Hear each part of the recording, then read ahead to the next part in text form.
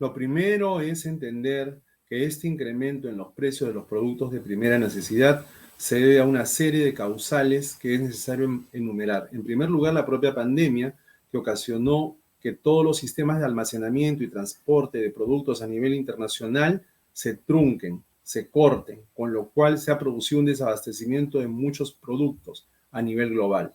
En segundo lugar está la guerra entre Rusia y Ucrania, que también está generando desabastecimiento.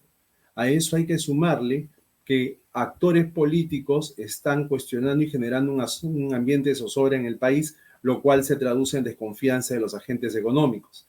También hay que pensar en que hay empresas que podrían estar aprovechando esta coyuntura para poder estar incurriendo en prácticas reñidas con la legislación, como por ejemplo el acaparamiento, la especulación o la concertación de precios e incluso el abuso de posición de dominio en el mercado. Y si finalmente a esto le sumamos la poca capacidad que tiene el consumidor para entender lo que sucede y las pocas herramientas de las que dispone para hacer valer sus derechos, entendemos que estos incrementos son muy complicados de manejar.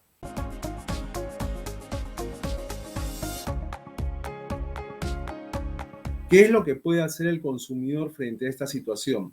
En realidad, el consumidor puede hacer muy poco, excepto tratar de comprar aquellos productos que se ajusten a sus posibilidades económicas.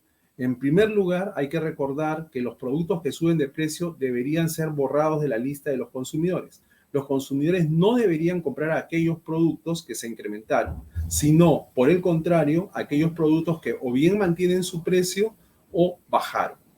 En segundo lugar, recordar que todo producto tiene un sucedáneo, es decir, si yo compro determinado tubérculo, determinada verdura, ¿no? O determinada hortaliza y este producto ha subido de precio, hay que buscar ese sucedáneo para reemplazarlo y evitar pagar sumas mayores a las que deberíamos pagar. También hay que pensar de que existen mecanismos como la huelga de consumidores que se aplica hace muchísimos años, que consiste en que cuando un consumidor conoce que determinada empresa está lucrando indebidamente a expensas suyas, sencillamente deja de comprar y boicotea los productos de esa empresa. Este tipo de prácticas se vienen desarrollando hace muchas décadas en diversos países del mundo y han tenido reconocido éxito por las empresas. Normalmente se ven obligadas a dar marcha atrás y a volver a colocar los precios en donde correspondían. En el Perú lo que falta es una práctica que consista en hacer que los centros de abasto, que los mercados de abasto se conviertan en espacios en los cuales los consumidores pueden encontrar la satisfacción no solo a sus requerimientos en materia de alimentos y demás insumos del hogar, sino también una satisfacción, una gratificación de estar allí. Hay países como Chile, por ejemplo, en el cual su mercado central, el mercado central de Santiago, es un punto turístico de parada obligatoria, porque los mercados se adornan de tal manera, huelen tan bien, la gastronomía es tan bonita, el ambiente está decorado finamente, que la gente va a consumir a esos lugares y en esos lugares, con tal de mantener la clientela internacional, los precios son adecuados, la atención es esmerada y finalmente los consumidores y los empresarios cada uno obtienen lo que quiere, ¿no?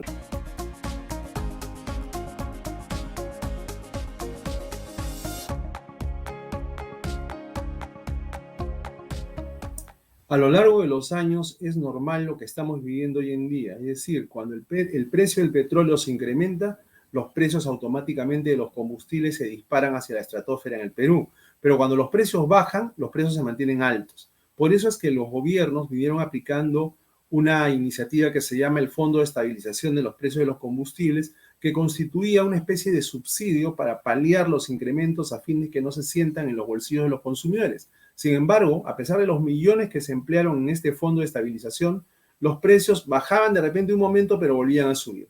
Hoy en día se ha ensayado otra fórmula que es la exoneración del IGB a las gasolinas de 90 y de 84 octanos, que son las más baratas. Y efectivamente, esta es una medida que se está haciendo tratando de mitigar o tratando de apaciguar los ánimos de una población que estuvo muy mortificada en días recientes.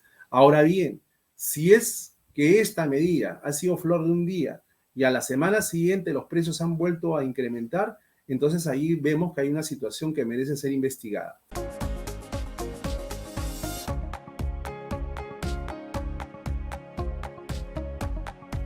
Hay una figura en el Perú que se llama la concertación de precios, que consiste cuando dos o más empresas se ponen de acuerdo para inflar artificiosamente los precios en perjuicio del consumidor.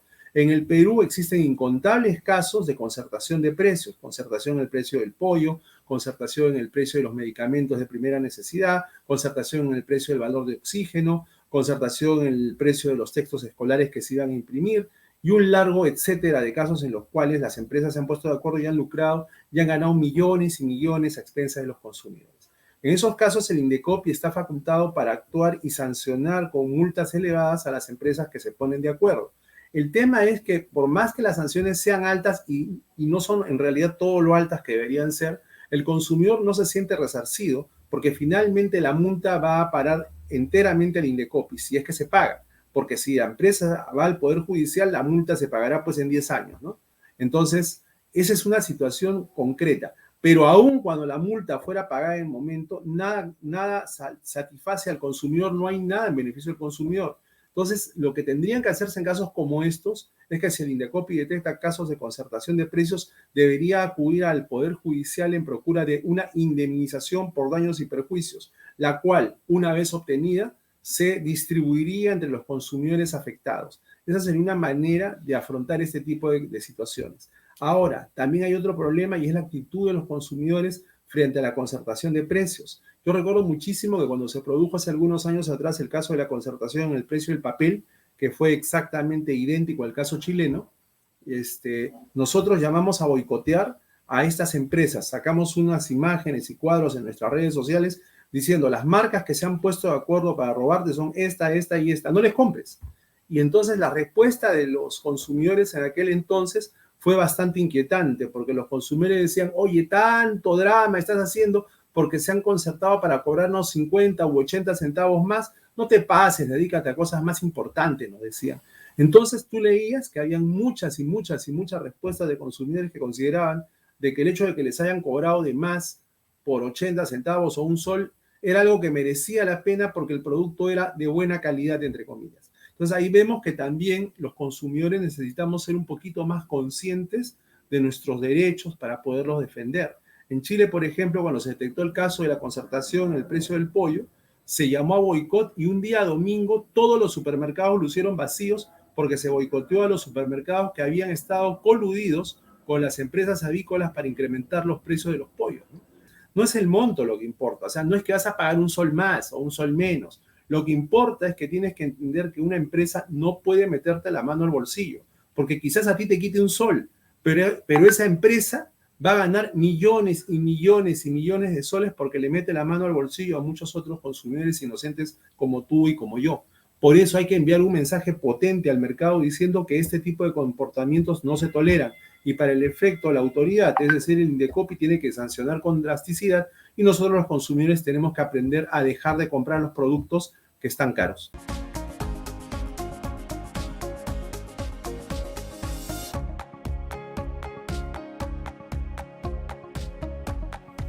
Según el Código del Consumidor, el Estado debe propiciar y debe promover la aparición y fortalecimiento de las asociaciones de consumidores. En el Perú hay varias asociaciones de consumidores, hay alrededor de 70 asociaciones a nivel nacional inscritas en el registro del INDECOPI. Empero, la mayoría de ellas, por no decir casi todas, sobreviven frente a condiciones extremadamente adversas. El Estado no las apoya, más allá de declaraciones y decir, ustedes, las asociaciones de consumidores, son nuestras aliadas naturales en la lucha por la defensa de los derechos del consumidor. Pero más allá de declaraciones de ese tipo, año tras año, década tras década, no hay nada concreto. En países como Chile, como Argentina, como España, como Colombia, etcétera, el Estado apoya no solo con palabras, sino con financiamiento a las asociaciones de consumidores. Existen fondos concursables destinados a financiar anualmente a las asociaciones para que puedan cubrir lo mínimo, es decir, sus gastos operativos. En el Perú no hay nada de eso, solo buenas intenciones. En el Perú lo que hay en el Código del Consumidor son prohibiciones. Las asociaciones están prohibidas de recibir dinero de empresas, las asociaciones están prohibidas de emplear los dineros que obtienen como porcentaje de las multas en fines de sostenimiento de la organización. Las asociaciones están prohibidas de celebrar convenios que les permitan acceder a actividades económicas que les resulten rentables, etcétera, etcétera. Todos son prohibiciones, ningún apoyo. Entonces las asociaciones, repito, languidecen y nadie hace nada. Entonces los consumidores pueden organizarse, claro, y el espacio natural para que se organicen son las asociaciones de consumidores. pero no hay forma de que esto suceda mientras las asociaciones estén sobreviviendo a duras penas.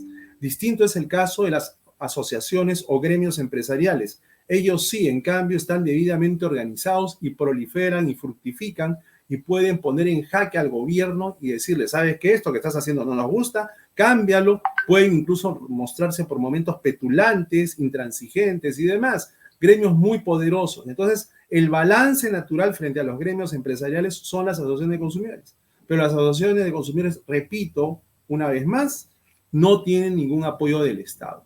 En tiempos pasados, a pesar de las limitaciones propias del encierro, de la pandemia, ASPEC logró medidas interesantes en beneficio de los consumidores. Por ejemplo, se logró que el Ministerio de Educación expidiera una serie de normas en beneficio de los consumidores gracias a la presión mediática que hicimos. Entre las muchas medidas que se logró expedir, estuvieron normas destinadas a promover la transparencia en los precios de las pensiones para que los padres de familia puedan saber a qué se debían los incrementos. Se logró también que se devolviera la cuota de ingreso o al menos la parte porcentual de la misma cuando correspondía a los padres de familia que atravesaban una situación de estrechez económica terrible porque habían perdido sus trabajos. Hay que salir adelante y los consumidores tenemos que hacer algún tipo de movilización en defensa de nuestros derechos, por supuesto. Y estamos viendo el momento en que esto se va a dar, porque en realidad los consumidores tenemos que expresarnos. En otros países el movimiento es más fuerte, pero se debe a que el Estado ha apoyado a las organizaciones de consumidores.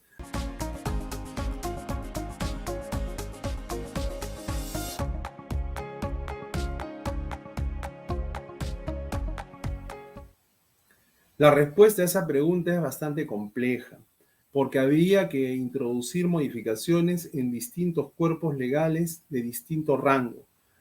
Para empezar, se habla de la Constitución y se dice que la Constitución es abiertamente proempresa.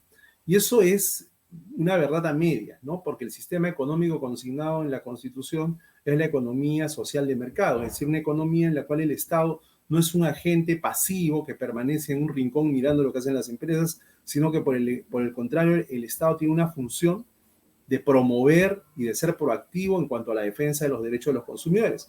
Pero también hay otras normas, pues te decía, de distinto rango, ¿no? El Código del Consumidor tendría que ser decididamente actualizado, ya va a tener 12 años y el escenario en el cual se gestó ha cambiado bastante, las nuevas tecnologías de la información, lo que hemos visto en relación al comercio electrónico y otros factores, como por ejemplo lo que hemos comentado acerca de las asociaciones de consumidores, tendrían que ser puestas bajo la lupa. El derecho del consumidor a devolver los productos cuando es engañado, que no se le pongan limitaciones para poder ejercitar su derecho al cambio, el tema de las garantías, las cláusulas abusivas, que es una vergüenza que todos los contratos tengan cláusulas abusivas y la autoridad competente o las autoridades competentes no hagan nada para evitarlo.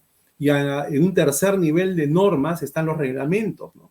Muchas leyes se remiten a reglamentos. Te dice, esta ley será reglamentada dentro de 30, 60 o 90 días. Y pasan 5 años, 8 años, 10 años y no salen los reglamentos y como si nada. O el reglamento de la ley de juguetes y útiles escolares tóxicos tardó como 6 años en salir. Mientras tanto, los niños seguían jugando y comprando productos que estaban pintados con pinturas hechas a base de metales pesados. Habría que modificar muchas normas, habría que hacer un listado y ver lo que sucede, y eso sin hablar de las resoluciones a nivel financiero, ¿no? Ese tipo de anomalías son las que vivimos a diario en el Perú.